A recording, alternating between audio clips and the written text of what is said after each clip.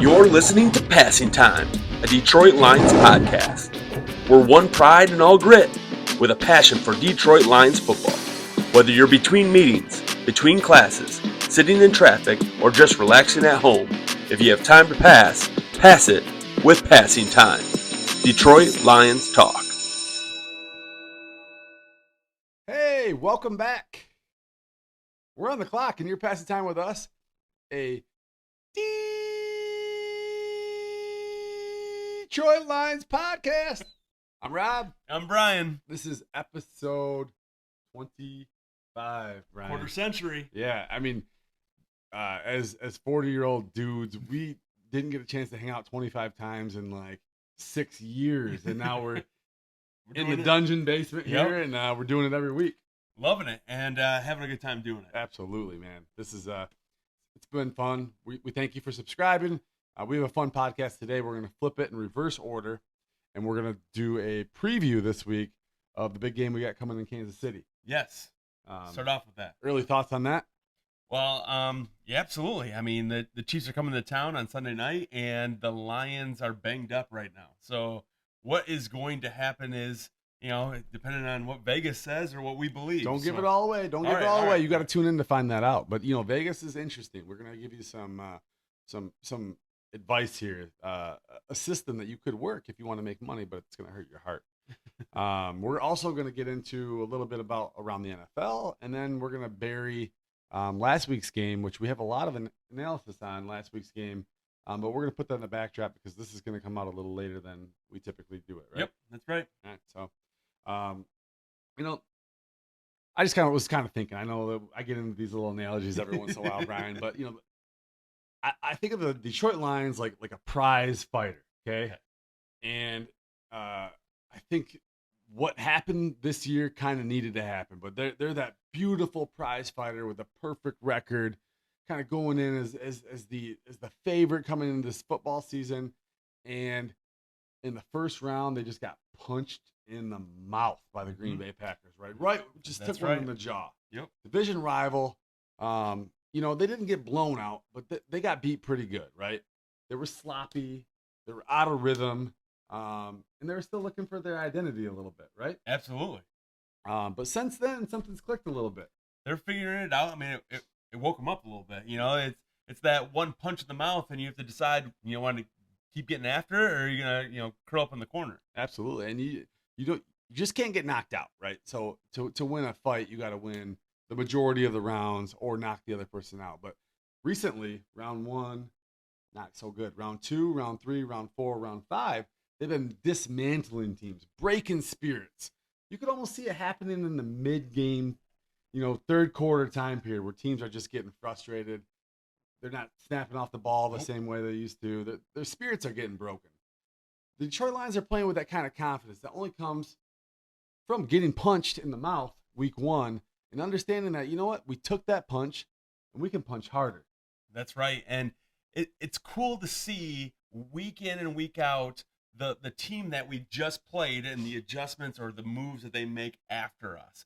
So, I mean, we're going to get into it a little bit, but we just played the Bengals, and we'll talk about them, but now the Bengals are making a move, right? And we played the Browns, and just after we played them, the Browns made a move. So can Joe Flacco beat the Green Bay Packers twice in 3 weeks? I haven't become a bigger Joe Flacco fan than right now. So yeah, see, I got to dust out that old, I don't know, where do you play at? Delaware? The old Delaware Flacco jersey. But, hey, we're going to start it off tonight with a preview, Lions versus Chiefs. It's a big game. So we're going to take this one right to Vegas. Kind of lead off on that. Let's go. This game started off, Vegas was giving the Lions 1.5 points, Brian. And, you know, it makes sense. It makes sense that at home, Kansas City gets the benefit of the doubt, right? Usually you get about 3 points at home, and them only giving the Lions 1.5 was kind of saying that this is going to be a really tight game. But since then, that spread's moved to the Lions are now getting 2.5 points. So this is the 4-1 Detroit Lions against the 2-3 Kansas City Chiefs. The desperate 2-3 Kansas City Chiefs, the needs a win 2-3 Kansas City Chiefs, versus the I'm feeling pretty good 4-1 Detroit Lions. Yeah. So over-under set at 52.5, which means Vegas is kind of saying 27-25 should be kind of the score they have kind of cobbled up. And let me read you a couple things. The Lions have scored 13, 52, 38, 34, 37 this year, averaging 34.5 points. Wow. So they're saying that Kansas City's they're gonna hold Detroit down on offense.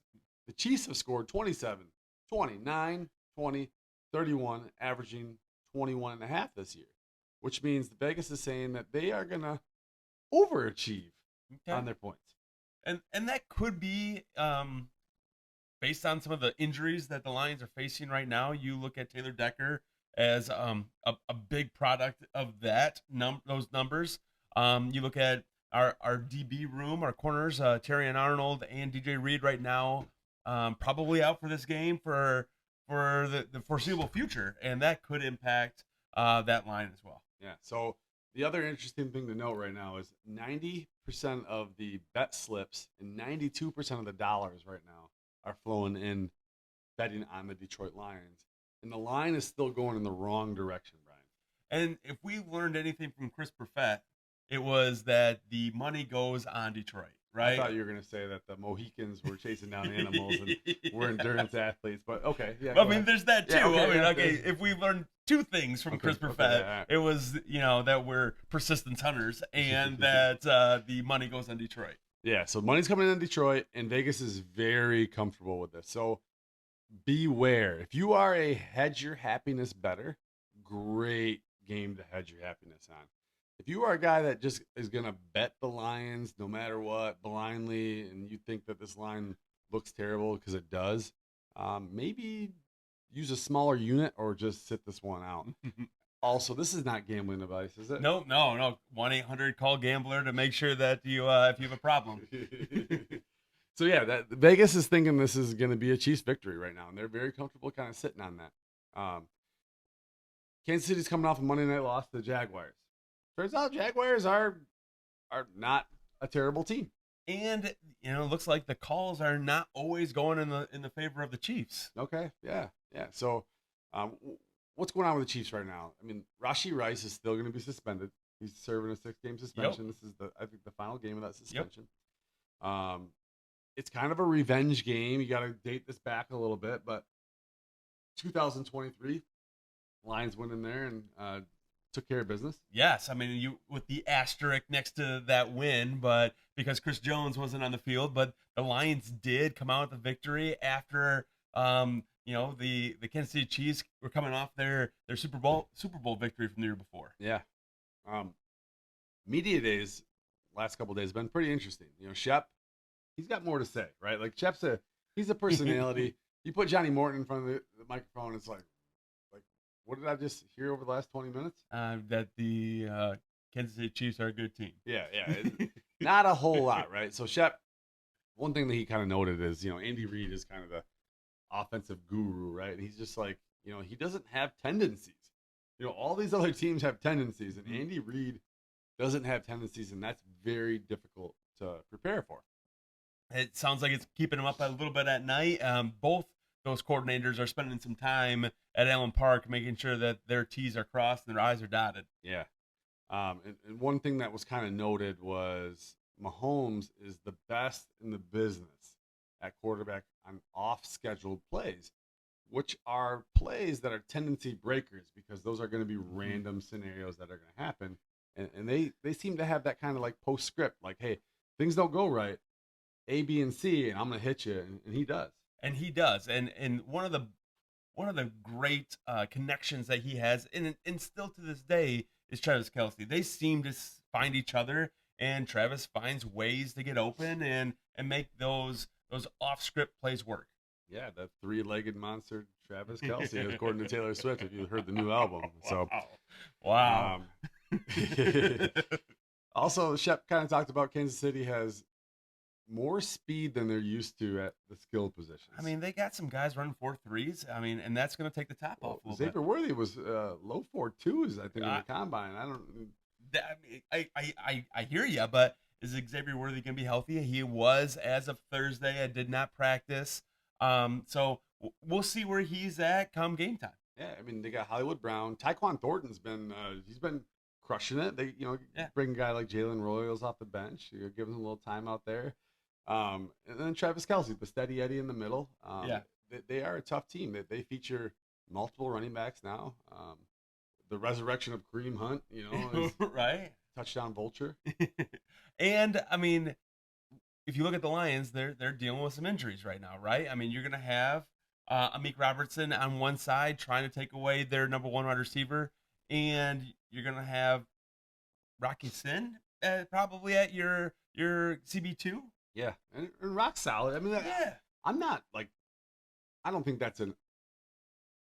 they have a huge advantage there, but they have some guys that are pretty quick, and our secondary is really solid. Our safeties are solid, but they're not known for their absolute burning speed, right? They're known for their fundamental physical play. And they're ball hawks, so they're going to be back waiting for their opportunities. So. Yeah, I mean, one thing about Hollywood Brown and Xavier Worthy is they weigh about as much as Ryan's left leg and both my legs combined.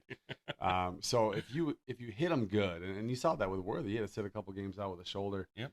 If you hit them good early, they might be less susceptible to kind of trying to get out there and doing a crossing route later on. And Brian Branch is one of those guys that is more than willing to hit him good. So yeah. The one thing I got out of Johnny Morton was he was asked why are the Lions running into these 8-man boxes, and he's like, what, we are very comfortable running these 8-man boxes.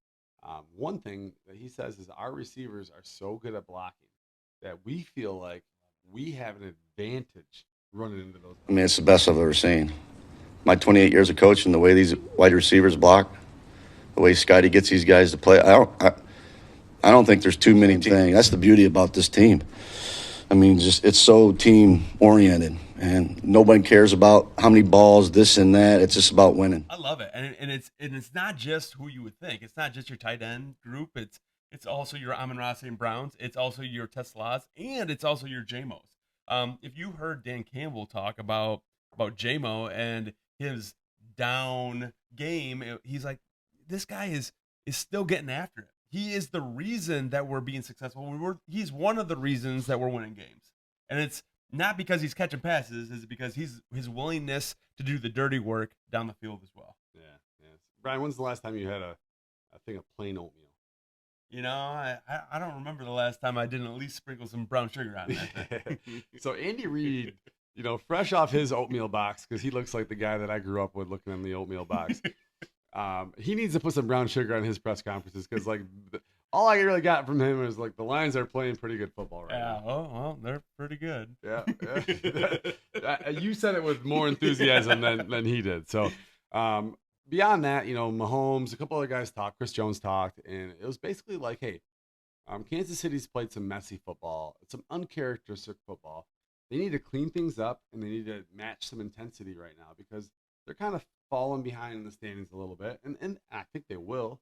But they're looking at this game as like this is a very pivotal game. I mean, 2-4 and 3-3 are two totally different scenarios. 100%. This is their get right game. Yep.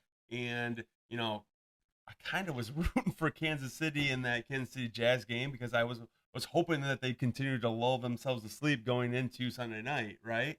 But Jags had the ability to squeak that one out, and it's scary to say, but that might wake Kansas City up a little bit. You saw Chris Jones at the end of that game on Monday night, and he's kind of just waiting for somebody else to make the play, and he's getting criticism for that. Yeah. And I don't think that particular mistake is going to happen twice. Yeah, and he talked about that a little bit. So let's talk a little bit about kind of how Detroit matches up offense, defense with Kansas City. So Detroit's passing yards this year, they're averaging 230 through the air. That's 12th in the NFL. Defending it, Kansas City's they're giving up 190, which is 7th in the NFL. Yeah, I mean, right now, that seems to be an advantage Kansas City right now. They got some solid defensive backs. Their back half is taking care of some business, and I still feel confident in Amon-Ra getting open, regardless of who's covering him. and probably Sam Laporta to continue to have some positive games coming off a really good game against the Bengals. Okay.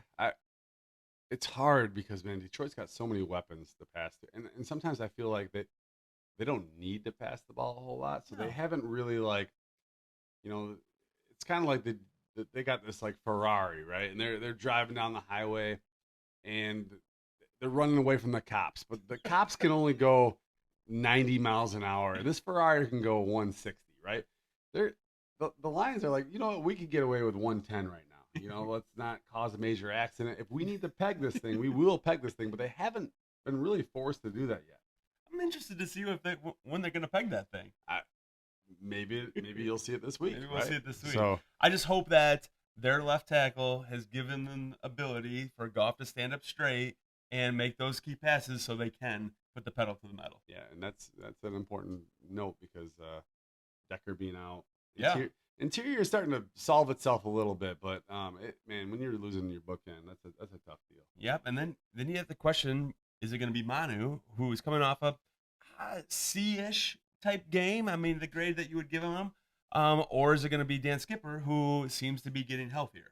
So C's get degrees, right? Like that's what I was always told. So, rushing the ball, Detroit rushing, man. Also, just it looks so good. The two-headed monster, but. They're 7th in the NFL right now, averaging 135 a game, and Kansas City's 21st defending the rush, averaging 123 a game. So it looks like Detroit's going to be able to get theirs on the ground. Mm-hmm. I agree with that. I think that's where this game is going to be won or lost. Is going to be the Detroit rushing game. It's going to be, can we grind out first downs? Can we manage the clock? Can we keep Patrick Mahomes on the sidelines? And we put some decently long drives together in order to put up points. Because it's going to take points to beat the Kansas City Chiefs. Yep. So overall, Detroit's averaging 365 a game, and Kansas City is averaging giving up 314. That ranks Kansas City 13th in the NFL in defense.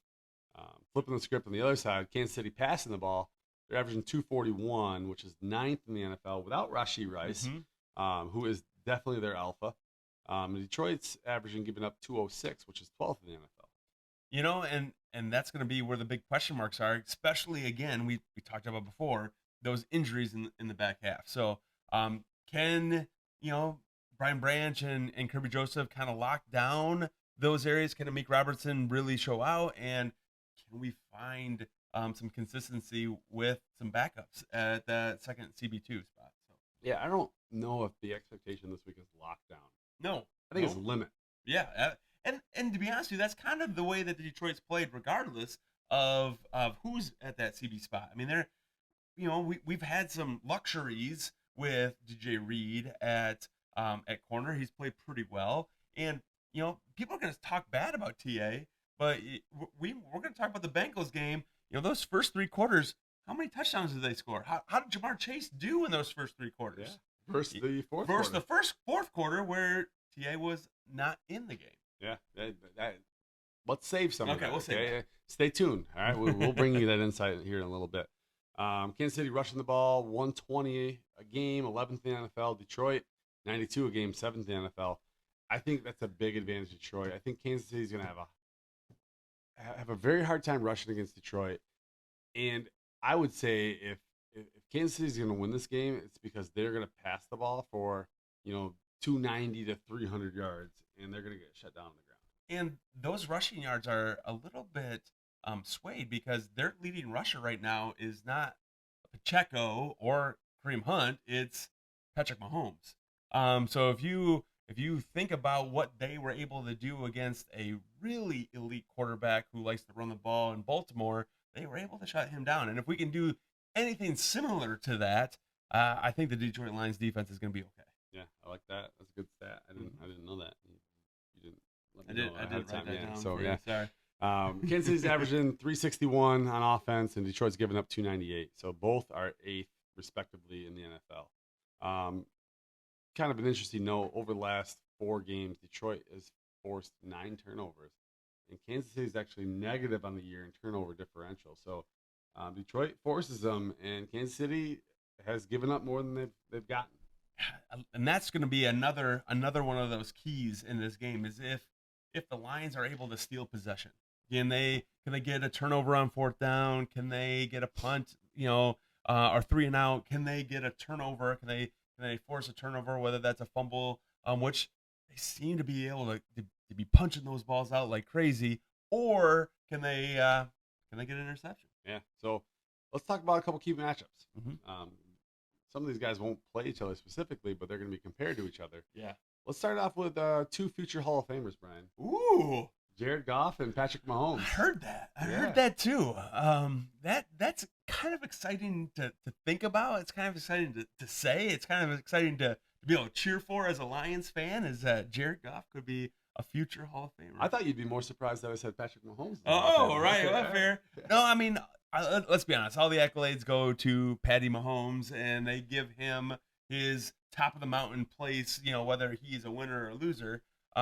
But Jared Goff just seems to be continuing to climb that mountain week in and week out and year in and year out. And he's going to demand some respect here. So give him some flowers. Put some respect on that guy's name. Jared Goff, pound for pound statistically, and a lot of times when you're done and your name's on the ballot, like you're looking at stats, and if you could just have one Super Bowl win, that's kind of your ticket. And Goff is lining up stats wise right now with the Hall of Fame. And it's exciting to hear, but at the same time, we've gotten pressure or pushback, with some of our takes, whether Jared Goff is the tier 1 quarterback, is he an elite quarterback? The answer is obviously yes. The answer is he is an elite quarterback. Is he a tier 1 quarterback? Well, depends on your definition of tier 1, right? Who are you putting in that tier 1? He's got tier 1 stats. Yeah. And so when it comes down to looking statistically, he's got it. What would separate him and really, like, I guess, eliminate those conversations and just solidify him in that spot is a Super Bowl? Jared Goff is a throwback, right? So name me one other quarterback right now in the NFL that doesn't get the benefit of rushing yards to aid their statistics. Jared Goff is the one guy in the NFL that has a ton of key stats without the ability to threaten them with his legs. Is it Joe Flacco? Is the other one? And Joe Flacco's now playing for his second team in as many weeks, right? And, right. Hopefully, the Packers still haven't figured Flacco out. Maybe they could put up a 14 spot next time. But what Jared Goff does outside of his mobility, or lack thereof, is his ability to get us in the right play call. Pre-snap, he's making adjustments. This offense, and we've talked about this in preseason, was the concern of Ben Johnson leaving Detroit and what's going to happen with John Morton. Is he going to get us in those plays that are help us be successful? And the reality is Jared Goff is getting us into those plays. Jared Goff right now is taking on a ton of putting a ton of that on his shoulders, and he has given us the ability to get us into good play calls in opportune times. Yeah.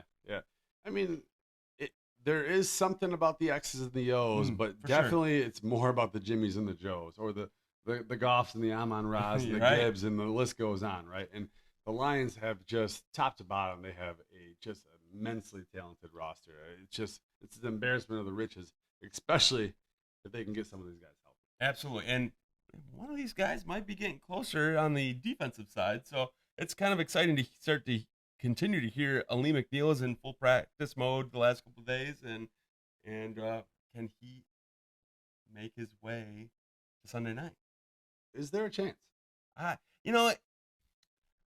would say that they're probably on the more cautious side of things versus the let's push them forward, especially considering we're sitting in a pretty good spot in the NFC North. We're sitting in a pretty good spot in the NFC. Yeah. We're sitting in a pretty good spot across the NFL.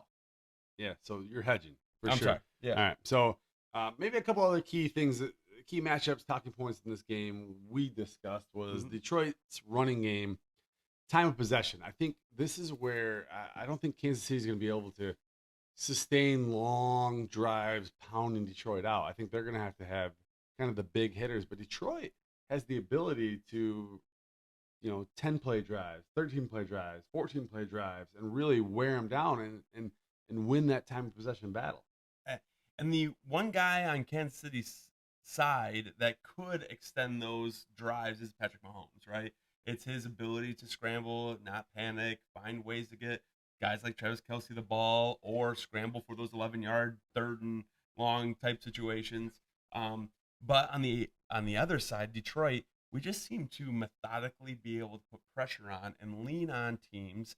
And you saw in the Bengals game, I mean, early on in that game, we didn't necessarily put up the highest numbers, rushing.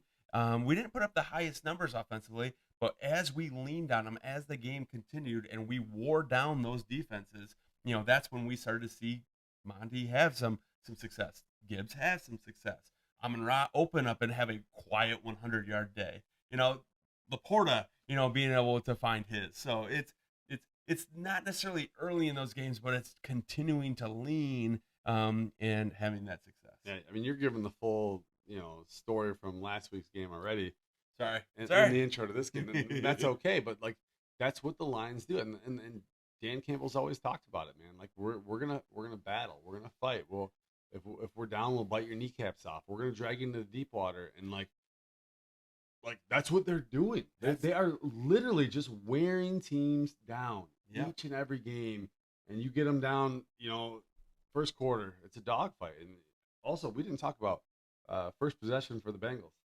Oh yeah, the first time that the Lions were able to stop a team from scoring on their first possession, and that's huge. Yeah, it was nice to see. Yeah. So it begs the question here, and kind of transition into a broader point: are the Lions right now the most complete team in the NFL? I mean, the argument is absolutely. The argument is where they're at offensively, defensively, and special teams. They have the three phases. They're right now first DVOA overall. They are fourth best offensive. They're second best defensive, and they're fourth best special teams. So you look at all of these combined, this is the most balanced team in the NFL. Yeah, it's super impressive, and we still find ways to grovel and fight and to get upset about this team, man. Guys, we had some bad years. We had Mike McMahon as the starting quarterback for a while, and this is what we got now. This is it's really unbelievable. But there's a couple guys hurt, and the Lions are kind of playing this out. This is definitely a marathon for the Lions. They're not sprinting to win every game. They are really the prize is at the end of the season. And that's how I think a little bit more of my concern going into Kansas City is this not necessarily this short-sightedness of what we want as fans. We want wins every week, right? But the reality is that the vision should be week 17, week 18, and into the playoffs. We need to be healthy. Yeah. And so whether that means that we sit out another week of Taylor Decker or 2 weeks of Taylor Decker, and that might cost us a Kansas City win. But that does mean that he's going to be ready and prepared to go into the playoffs, healthy and ready to go. Yeah.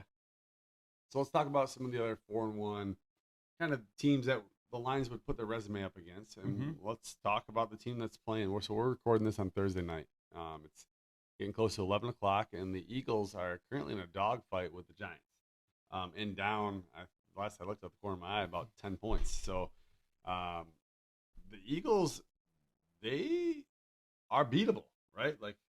Yeah, I mean, I guess right now one of their biggest flaws is the passing game. Is can they throw the ball when they're down 10 points, or are they going to be reliant on the tush push and Saquon Barkley? Well, we were watching earlier as we were kind of chatting about tonight, and we saw 4 tush pushes in a row. Straight tush push. Yeah, so I know the banter. Whenever that happens, it goes off. That should be banned. This isn't football. What are your thoughts? I mean, why do you don't ban it? Beat it, right? Right. And that brings up one of the points that Dan was saying in regards to the cut blocks and Hutch. Did you see that he was calling that bogus? That you guys had reached out to the league. A report from ESPN that you reached out to the league regarding cut blocks. That's bogus. That's a bogus report. I don't know where that came from. Nobody from here ever did that. That's bull. Okay. I was just curious if you saw any difference. No. No, man. Okay. Nope. Game's played a certain way. That's the way it goes, man. It doesn't matter whether we're doing it or somebody else is doing it to our guys. We know that, and we play accordingly. And I think that continues to be his mentality, whether it's the tush push or other things that he might not necessarily like, but are still considered legal in this game. Yeah. Then we go to the Buffalo Bills, 4-1. Pretty complete team, but coming off a loss and, beatable. Yeah, definitely beatable. You got Tampa Bay Buccaneers. They're pretty resilient squad led by a quarterback that you rallies the troops. Maybe Baker should be a head coach someday, right? He's got a little bit of moxie to him. He's got some moxie. He's got that grit that we as Lions fans really appreciate. And he is a competitor at the very least. He's one of those guys that hates losing and would rather give his all every snap of every game than come at the short end of that scoreboard at the end of the game. Yeah, so you might have saw it, but Dan Campbell's interview, it was a while back, but he basically was like, "Hey man, I respect Baker Mayfield. I went down there to scout Mark Andrews at Oklahoma, and Baker, it was cold. He's like, it's a cold day, and Baker already threw to 3 other guys. He had another scout coming in to watch him later that day. He had 2 showings tomorrow. He was in his sandals. He wasn't planning on throwing to Mark Andrews, and Mark was like, "Hey, Baker, do you want to throw me a couple?" And he went and strapped his cleats up and said, "Yeah, I'll throw to you." And he sat and threw to him for over an hour. Yeah. The guy's, listen, he's had some rough steps along the way, but I think he's very much found a home in Tampa, and he's a guy that now is a part of their franchise and has turned them around. Yeah. Name me a quarterback that hasn't gone to the Browns that had some rough steps. Right. Besides maybe Joe Flacco, who the Browns just shipped out, right? He played a couple games and he can go somewhere else. And also Bucky Irving's hurt there. And then we talk about the surprise Indianapolis Colts. Change the quarterback. Richardson was a wild card. You just didn't know what you're going to get there. They bring in it's hard to even think that Jones is going to be like this guy that goes in as the saving grace. But Daniel Jones is there, and he's running the ball. He's passing the ball. He's efficient. He's efficient. Yeah, he looks like Trevor Lawrence-esque. And not only that, but they're becoming more balanced. They're not just reliant on Daniel Jones. Jonathan Taylor has really put some of that weight on his shoulders, and he is having a season. Yeah. What's he doing? Leading the NFL in rushing? Just that. Yeah, that's no big deal, I guess. Yeah. So, other notes from around kind of this week. Shep loves. Who does he love? He loves Houston. Yeah. So, Shep's he's charismatic. Yeah. The dude is charismatic. He talked a little bit about Derek Barnes and just basically saying, hey, this is the guy that I want to build my franchise around. He was talking about playing the nickel, playing middle linebacker, playing the outside linebacker, playing defensive end. Whatever position he wants to play, he'll play it. Yeah, and listen, he said that Derek Barnes was one of his non-negotiables, that he needed Derek Barnes as part of his roster. They gave him the contract. He was able to come on, and he got hurt, but at the same time, he's still one of those guys that needed to be part of this team in order to make it work. So. Yeah, and he doesn't care about James Houston, who's a stat stuffer on, basically, NASCAR pass rushing down. So he said, "I love you, Houston. Yeah, you go to Dallas. Right, go do your thing, kid." And he needs somebody that's more versatile than a guy that has just one trick in his bag. Also, Brian, Terry and Arnold. How does the staff think about them? Listen, Shep, Dan Campbell, they're continuing to give him praise. Whether he's getting those penalties throughout games or continuing to get penalties in each game, they're putting him in a situation that he's going to get those penalties. He's going to get those situations are going to come up and bite him at times. They're asking him in his second year to do a ton. They asked him to do that same weight in his first year. And the reality is he's no slouch in this process. All right, he is growing each and every week. He's shutting down guys like one of the best receivers in the game, Jamar Chase. And you saw that in the Bengals game until he got removed because he got banged up, and Jamar ended up getting 2 touchdowns, in the end quarter.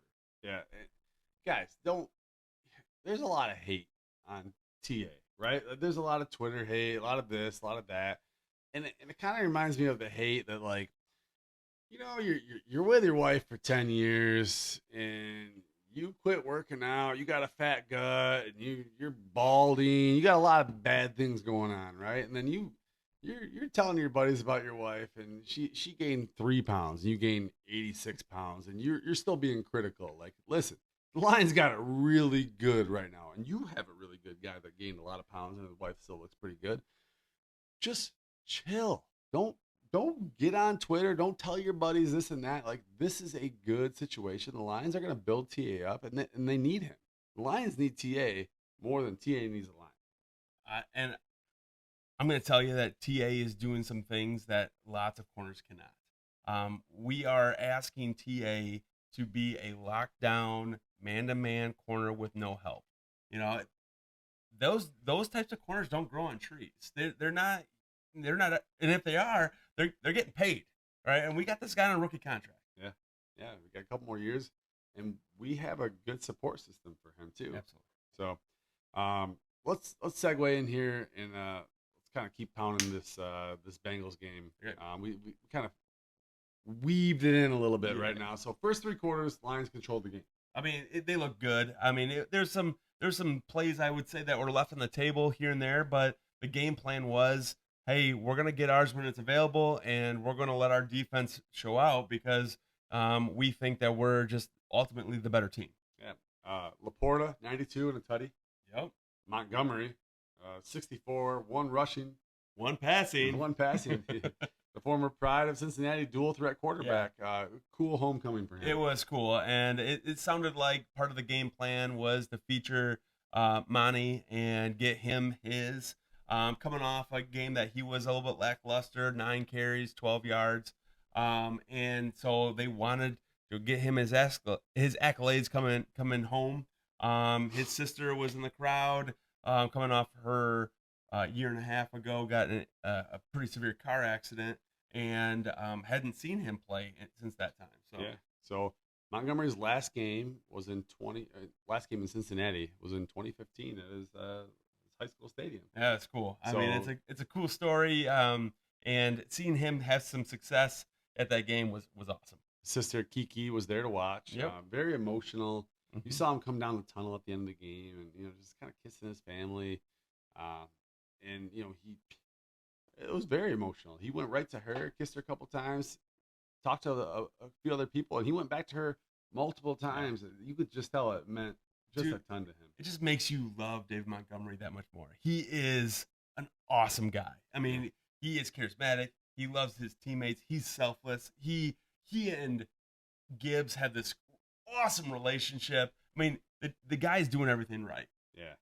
And the Lions coaching staff foster that relationship, right? Like, sometimes you see Gibbs getting a little bit more, and you're kind of like, oh, we haven't seen a lot of Montgomery. But the Lions coaching staff will work Montgomery in, and he'll get a little bit more, and you won't see a lot of Gibbs. And they've done just a great job at, like, this pretty much, like, it's 55-45, and it goes in both directions, right? Like, it's pretty unbelievable, and they're taking miles off these guys for later in the year.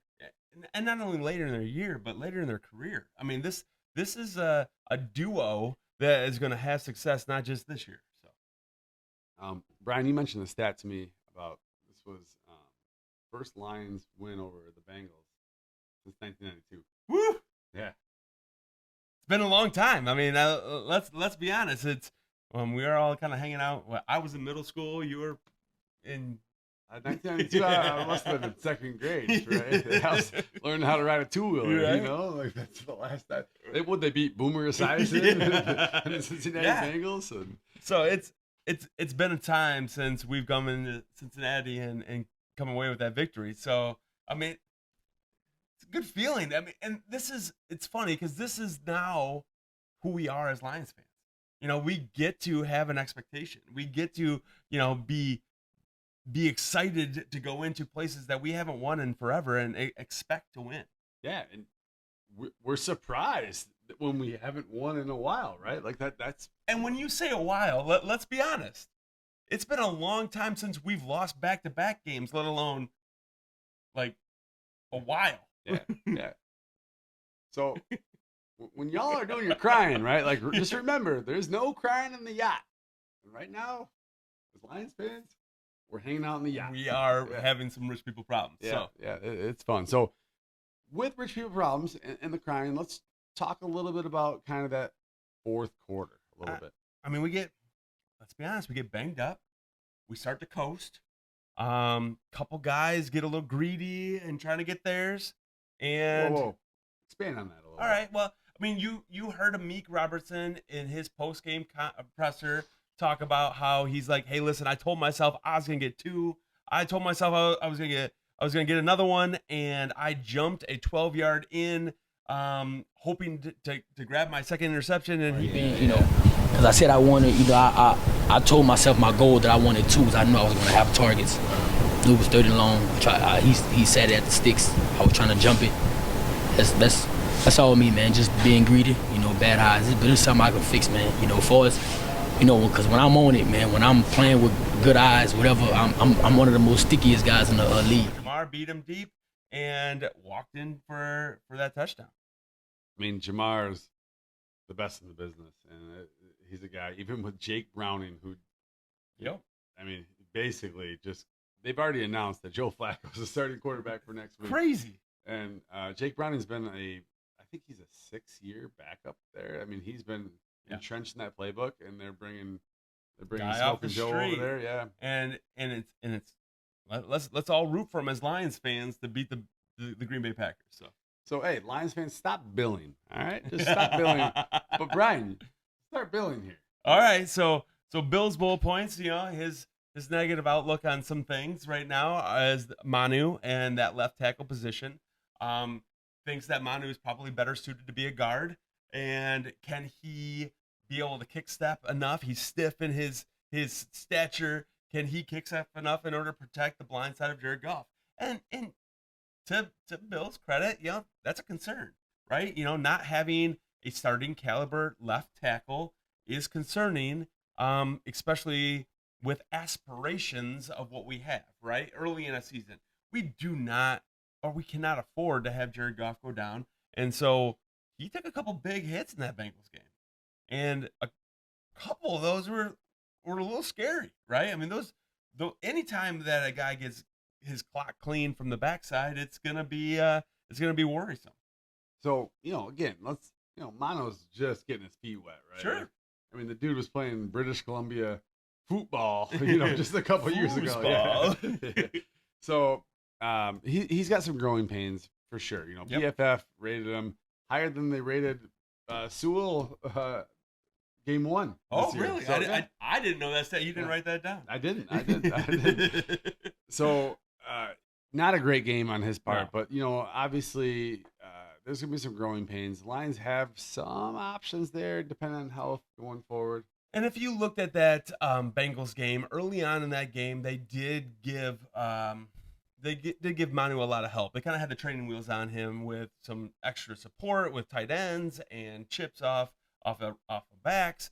But they kind of like as the game progressed, or even in that maybe that second series, they took the training wheels off and put him on an island, and they wanted to see if Manu was going to sink or swim, and he, for the most part, Treaded water. right. He Yeah. bounced off the bottom. He would sink down. He is like pop back up. He is and like get some oxygen. 6'9", right? So he was standing on his tippy toes at the bottom, just like breathing out of his nose hairs, yeah. right? Like, yeah. So the guy was above water for the most part of that game, but there was a couple times that he definitely dipped. So, what else with Bill? obviously the other concern is what we all have concerns about is that cornerback position. You know, where do we stand? Are we going to make a move in order to bring someone else in?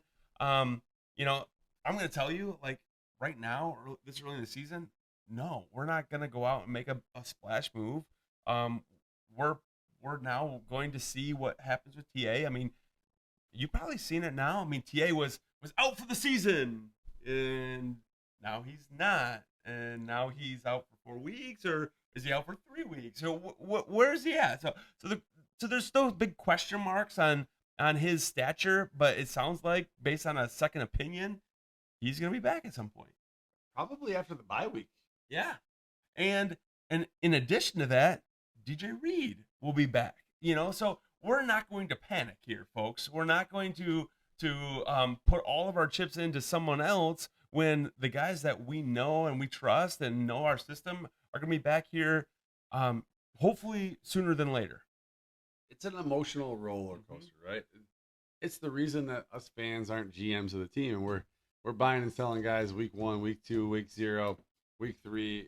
There's a process here, and we don't even have all the information. We have all the information that the Lions want us to have. And how are we going to make a trade for a quarterback when we're going to trade for Trey Hendrickson here at some point in the season, right? No doubt. That's a joke. We talked a lot about that. Yeah, that's obviously a joke. The name Sauce Gardner's come up. He's from Detroit. Had a great rookie year. Since then, he's been, I would say, completely average.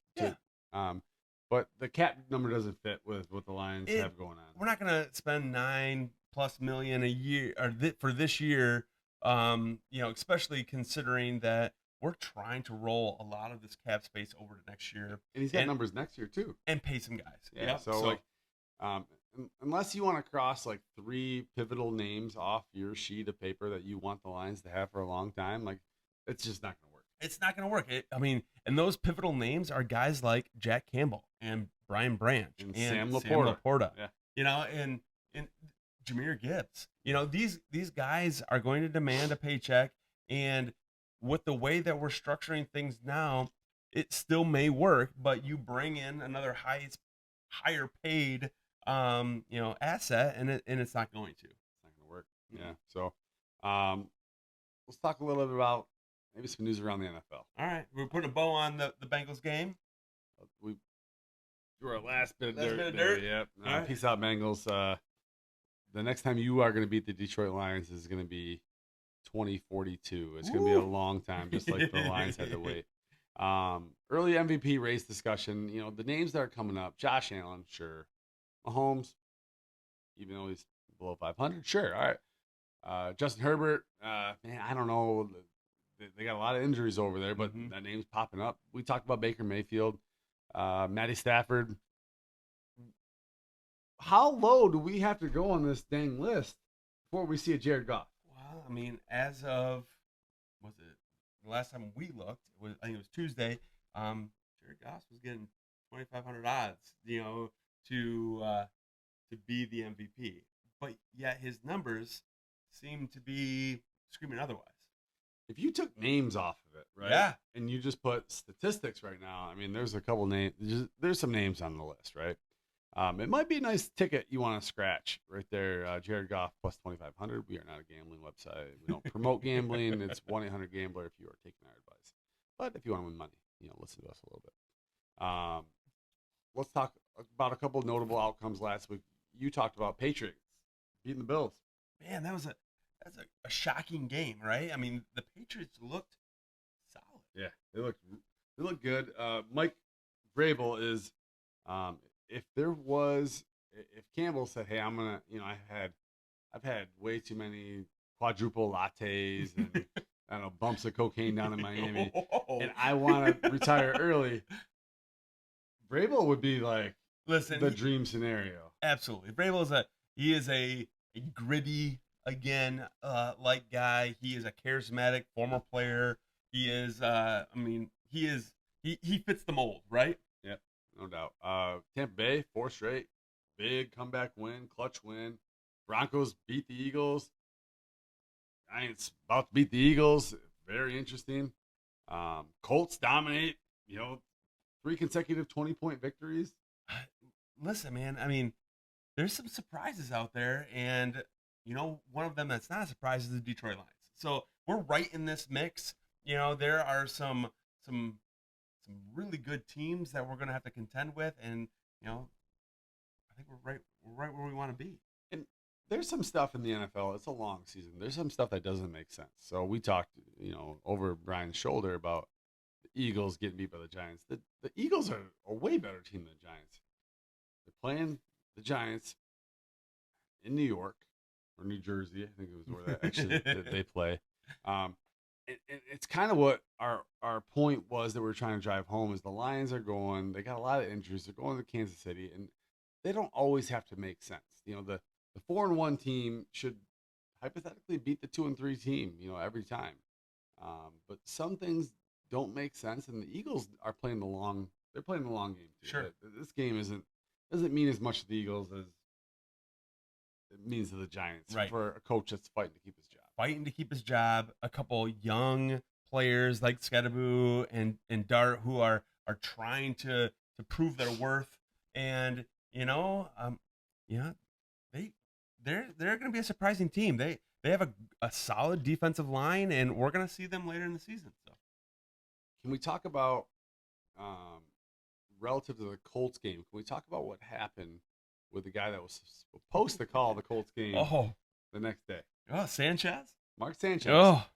So, we gathered some information, as you probably gathered some information. So, essentially, the way I understand it is there was a 69-year-old truck driver, could have been a food delivery driver, that Mark Sanchez didn't like something going on, got in his face, was threatening him. The guy was scared, sprayed him with pepper spray, and got more mad. Mark Sanchez, a former NFL quarterback, he's ripped like Brian, and guy was scared even more, so he pulled out his knife.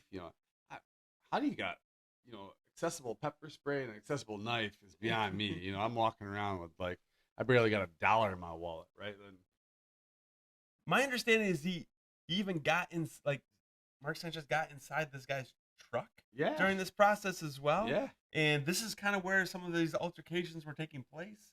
And this guy felt threatened, and in the process stabbed Mark Sanchez in the belly several times.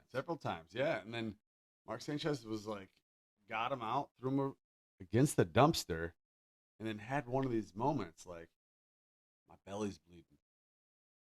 My career's over.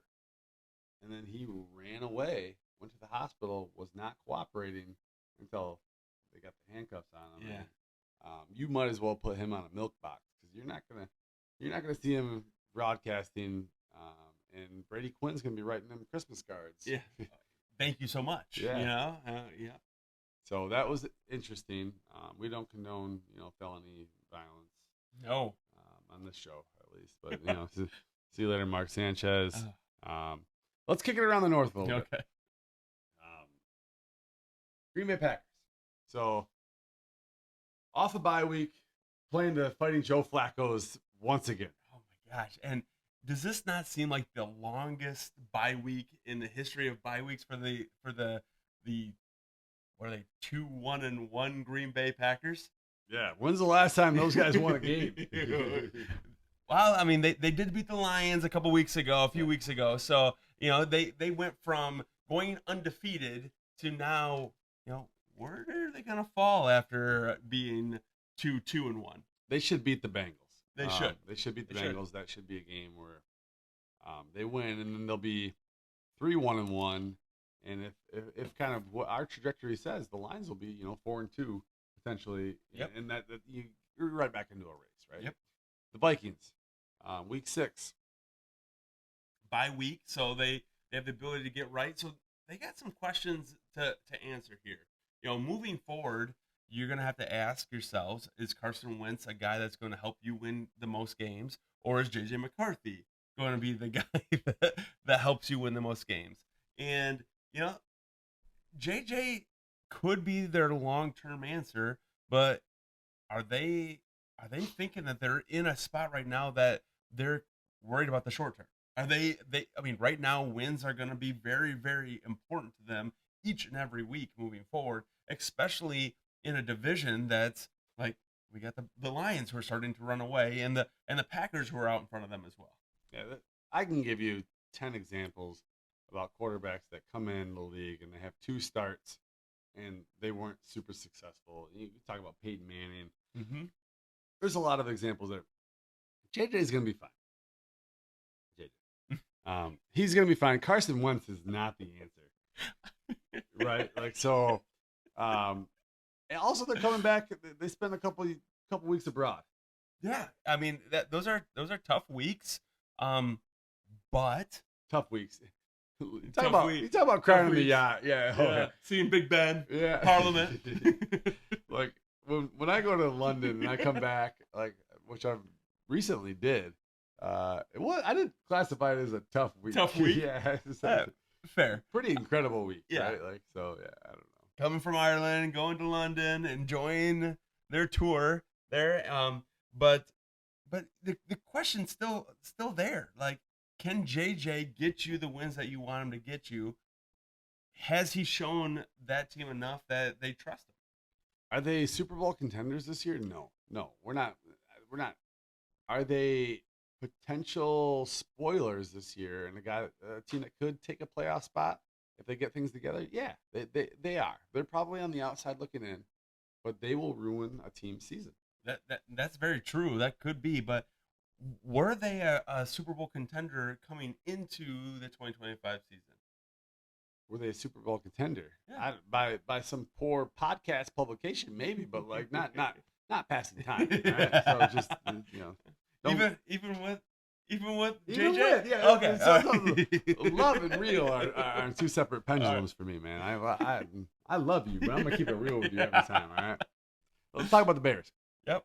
Week 6, coming off a bye, they're playing the Commanders, which is a huge game for not only the Bears. Both teams. Yeah. Both teams have something to prove here. You know, is a Stumblebum going to come out and be successful, or are Jaden Daniels going to kind of continue his trajectory towards one of the more elite quarterbacks in the league? So there's got to be a little bit of a rivalry between these 2 quarterbacks too. Yeah, I mean, going 1-2. 1-2. Yep. Daniels had a lot of accolades coming off of year 1, and Did Caleb? Not as much. Not man. as much. Yeah. Not as much. So Caleb's got a little chip on his shoulder. I wouldn't count Caleb out. I know you're. No, I think that the Bears continue to improve. You saw them continue to find success against the Cowboys, and they're finding success against some lower level teams. But Commanders, I'm putting them in the next step up. So they're gonna have to show that they're able to compete with the Commanders if they want to get the respect that at least for me. Yeah. So, Lions are gonna be the first place team heading into the next week, regardless of the situation. Very, very long season ahead. Let's talk about kind of the next pod, Brian. If you're still watching, you're probably following the podcast, but let me tell you why it's important, and let Brian tell you why it's important that you like and comment and subscribe and do all those things to kind of keep us relevant. Yeah, we're continuing to gain traction, and it's because of viewers like you. So we appreciate you hitting that like button, you hitting that subscribe button, and helping us continue to grow so we can be on the algorithm and get out to some other folks. We're not doing this because we're getting getting the monetary value. We're doing this because we love it. We're having a good time doing it. We get to hang out, at least once a week, sometimes twice, in order to make this happen. And we're throwing things at you. So if you want more from us, or if you want something different, let us know in the comments. Reach out to us on X. Take a look at us on TikTok and Instagram. We're wherever you can find your podcasts. If you want to just do the audio version, or make a comment here on YouTube. So I'm going to let this out. I'm going to let the cat out of the bag here, because if you're still watching, this is very deep. We're about to go to an hour. But Brian and I actually did this podcast on Tuesday night right here in my basement. Brian came over. It's 15 minutes here, 15 minutes back for Brian. And we tried out a new board mic system, and we got done. It was good. We felt good about the podcast. And Brian hit play, and we sounded like Elvin and the Chipmunks. We may have had the pitch a little bit too high for this last one. So I said let it pass, right? And then Brian got home, and his wife She listened to about a half a second, Maybe. and she might have peed her pants a little bit. She was laughing a little bit hysterically. So, So we had to can that one. So sometimes we do 2 podcasts. Y'all don't even know about it. So that's where we're at. So next week we're gonna do it early. I'm heading off to New York for a little bit. So we are gonna do Lions Chiefs recap early, which will be an interesting game. And then we're gonna tease the Tampa Bay Monday Night Football game, which is a 7 o'clock Monday Night Football game. yes. Are they doing 2? Yeah, I think they're doing the doubleheader again. Okay. And then off to a bye week from that. So there's going to be a lot of content. Yep. Also, bye weeks. Brian, you and I are the best in the business at filling an off season and a bye week. So Yes, sir. We'll fill it up and we'll give you something good. no doubt. So anything else you got? Nothing else. Stay gritty. Go Lions. See you next week. Cheers.